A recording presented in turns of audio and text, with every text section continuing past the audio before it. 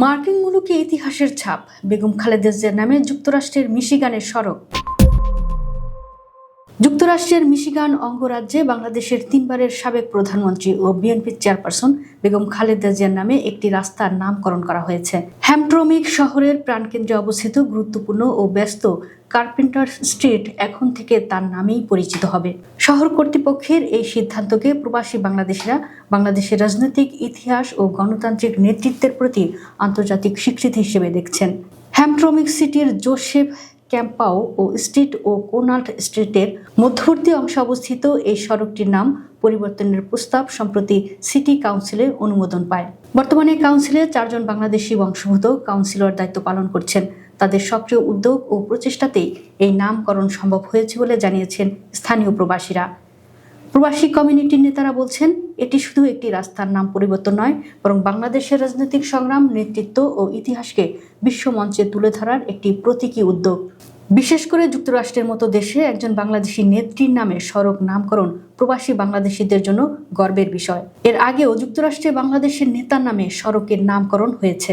Chicago শহরে শহীদ president Ziaur রহমানের নামে একটি সড়ক রয়েছে। সেই ধারাবাহিকতায় এবার মিশিগানে বেগম খালেদা জিয়ার নামে সড়ক যুক্ত হওয়ায় মার্কিন মাটিতে বাংলাদেশের রাজনৈতিক ইতিহাস আরও এক ধাপ এগিয়ে গেল বলে মনে করছেন সংশ্লিষ্টরা। হ্যামট্রমিক শহরটি বহুজাতিক ও বহু সাংস্কৃতিক জনপদের জন্য পরিচিত। সেখানে একজন সাবেক বাংলাদেশি প্রধানমন্ত্রীর নাম সড়ক নামকরণ দুই দেশের জনগণের মধ্যে সামাজিক ও সাংস্কৃতিক সম্পর্ককে আরও দৃঢ় করবে বলে আশা করা হচ্ছে। পাশাপাশি নতুন প্রজন্মের প্রবাসী বাংলাদেশিদের কাছে দেশের ইতিহাস ও নেতৃত্বের গল্প পৌঁছে দিতেও এটি গুরুত্বপূর্ণ ভূমিকা রাখবে বলে মত স্থানীয়দের। উল্লেখ্য, গত 30 ডিসেম্বর মঙ্গলবার ভোর 6টায় রাজধানীর এভারকেয়ার হাসপাতালে দীর্ঘদিন গুরুতর অসুস্থতায় চিকিৎসাধীন অবস্থায় বেগম খালেদা জিয়া শেষ নিঃশ্বাস ত্যাগ করেন।